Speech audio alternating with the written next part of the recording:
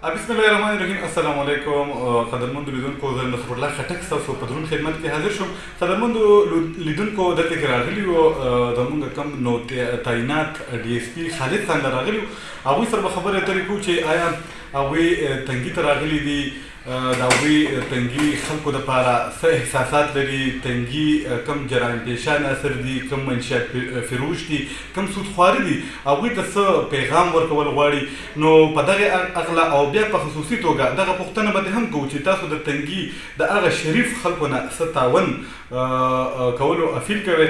نو دغه ټول تپوسونه به ترې کوو. دغې حوالې سره موږ سره اوسئ د ډي اس پي خالد صاحب نه دغه پوښتنې لرو. بسم الله الرحمن الرحیم. اول خو ډېره مننه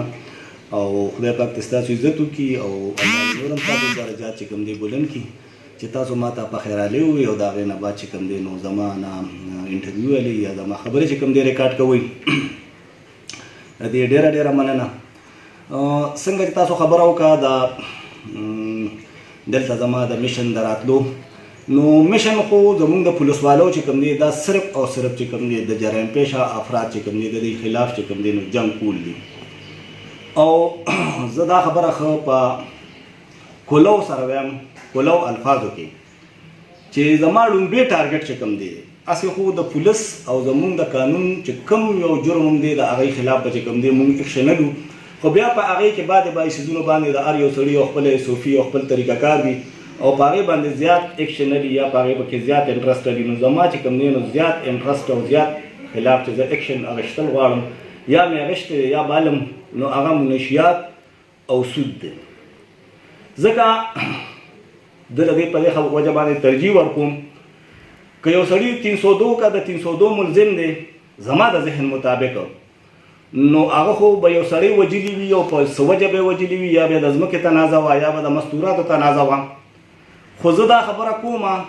چې دا کم منشیات فروش دي او دی زما د بچو کم قتل عام کوي، نو دی خو نه چا ورسره د مستوراتو څه مسله شته او نه چې کوم دی نو دی چا سره د جایداد مسله شته او په مفتو کې چې کوم دی نو زما بچي تباه کوي. نو زما په ذهن باندې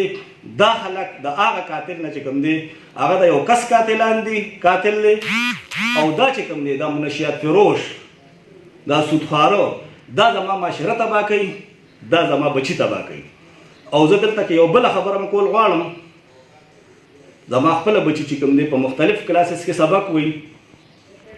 زه د خپل بچي دپاره د خپل زامنو دپاره د نسوارو یو چونډی آیس چرس شراب، دا خو ډېره زیاته اوچته خبره ده چې زه دا نشم برداشت کولی چې زما بچی دی چې کوم دی د نسوارو یو چونډی واچوي، بلکې زه وایم چې یو پلار هم دا نشي برداشت کولی چې د هغه بچی دی چې کوم دی نشو کي، اگر که هغه په خپله کړي وي نو د خپل بچي لپاره چې کوم دی نشي برداشت کولی. او هر سړی دا کوشش کوي چې زما زوی ډاکټر او انجینیر جوړ شي.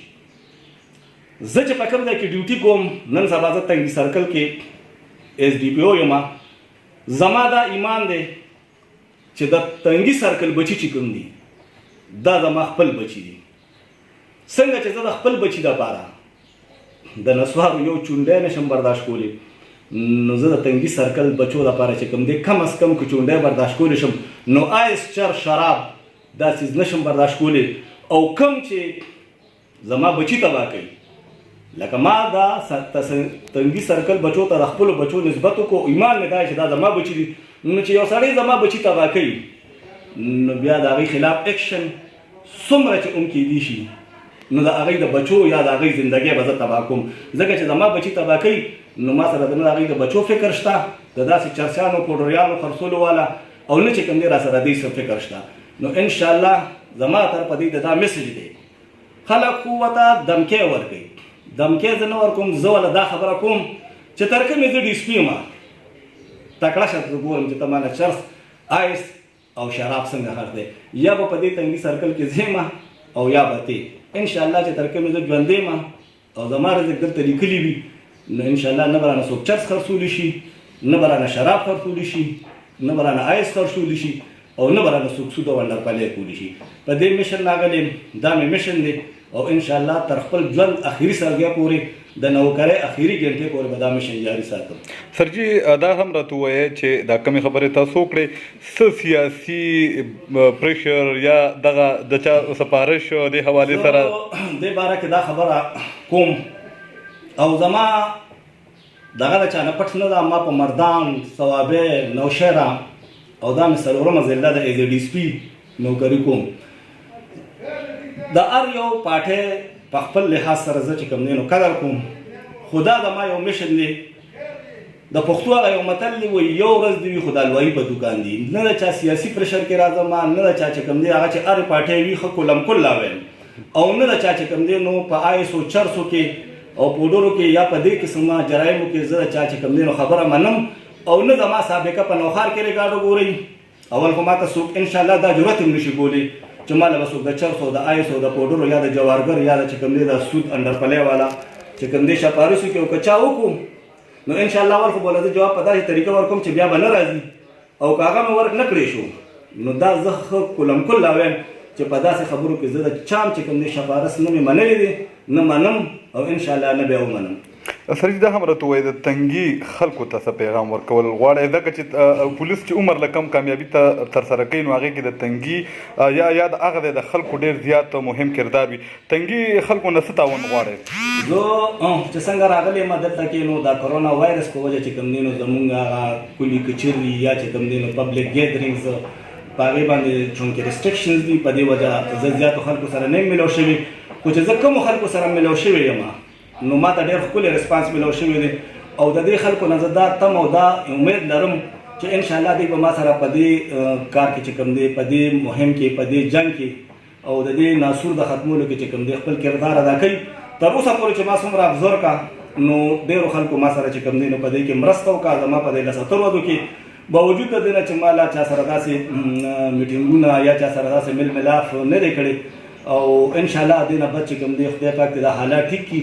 نو زه به خلکو سره میټینګونه هم کوم او خلک به راغواړم هم او خلکو سره به چې کوم دی نو په دې باره کې دغه کوم، خو څومره چې ما په دې لږو ورځو کې وکتل نو ډېر خلک چې کوم دی نو هم د دې سیس خلاف دی، خو چا چې کوم دی نو چونکې څه مجبورۍ به وي یا څه خبره به وي نو په هغې په وجه به څوک مخکې نه راتلو یا به زه یم چې زمونږ به څه کمزورۍ وي، خو انشاءالله چې مونږ به خپلې کمزورۍ هم در کوو او انشاءالله چې کوم دی د عوامو تعاون به ما سره وي، او دا خلک به انشاءالله زر به ګورې چې دوی خو زما بچي تباه کړي دي، خو انشاءالله دوی به رانه په تنګي کې کولم کله نه ګرځي، او انشاءالله دوی لپاره تنګي لارې چې کوم دي د همیشه لپاره بندېږي. سرجي اخري پوښتنه درنه دا کومه دغه کم د علاقې شریف خلک کم چې د جرایمو نه پاک خلک دي هغوی څنګه ستاسو دفتر ته راتلی شي، ستاسو دفتر دروازې د خلکو لپاره؟ ستاسو خبره په ګل بدله دا زما یو خپل اصول دي چې کوم ځای کې زه په کوم سیټ باندې په کرسۍ کې نم د هغې نه مخکې زما د دفتر مخې ته چې کوم جوان ولاړ وي هغه ته لومبې زما دا پیغام وي چې زما دفتر ته به څوک هم راځي نو هغه به ویټ نه کوي، انتظار به نه کوي. ما سوای صرف یو صورت کې که ما سره چې فیمیل کمپلیننټس ناست وي نو بیا د پښتو نه خلاف ته چې زه ښځې او سړي یو ځای کې نوم، نور چې کوم دی که ما ایون د ایس ایچ او سره میټینګ وي یا ما سره خپل ذاتي میلمه ناست وي هر سړی به راځي څنګه چې د عربو روایات دي چې د هغوی په میټینګ کې هر سړی راځي او خپله خبره کوي، سیم لایک دا چې کوم دی زما د عربو د روایاتو مطابق چې کوم دی نو هر سړی به راځي زما په دفتر کې به ناست وي، زه نه چا سره د پردې خبرې کوم نه چا سره د غوږ خبرې کوم، هر سړی به خپله مساله بیانوي او زی به زما د دفتر زه دا کلم کلا وایم او تاسو چې نشر کوئ نو انشاءالله دې هر سړی نوټ کړي. که زما د دفتر مخې ته څوک راغه او یو منټ مې صاف شو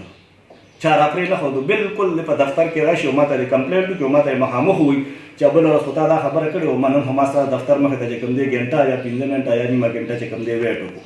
سرجي تاسو خپل نمبر د رابطې نمبر ورکول غواړئ دغه کسانو له څوک چې پولیس سره تعاون کوي؟ نمبر چې کوم دی 0313 5778 176 دی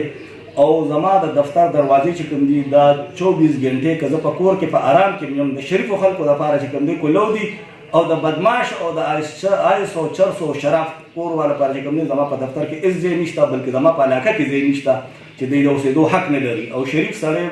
ته چې کوم دی زما زړه دا غواړي چې کله دی د ګیټ نه یو معذوره سړی یا یو بوډا سړی د دې ګیټ نه راتل نه شي، زما زړه غواړي چې زه ورته ګیټ ته ورشم او خپل دفتر ته یې راولم په کرسۍ کښېنوم انشاءالله د خان نواب ایم پی اے ایم این اے کونسلر او د یو غټ سړي نه به چې کوم دی زه یو خپل غریب سړي ته یو خپل عوامو ته چې کوم دی نو زیات دغه ته چې کوم دی عزت ورکړو. ډېره مننه سر تنګي میډیا سنټر صحافیانو سره خبرو کولو. مهرباني دي. ډي ایس پي خالد خان خبرې اترې تاسو واورېدې او د هغوی یو کلو پیغام هغه خلکو ته کوم چې روانکاري دي، کوم چې سماجي دشمنان دي او کوم چې په خصوصي توګه زموږ د نوي کل دشمنان دي، هغوی ته یو واضح پیغام ورکړو چې هغوی د خپله قبله درسته کړي او یو سی شهري دې جوړ شي کني نو هغه د هغوی خبرې تاسو اورېدې. هغوی وایي چې بالکل په تنګي کې د هغې خلکو ځای نشته، هغوی ځان بیا خپل ځای خوښ کړي. انشاءالله بیا به هم راځو. د خالد خان یو جهان مننه چې مونږ له ټایم راکړو. اوس مال او زما کم کیمرمین چې دی راحت جان را اجازت راکړې د ډېر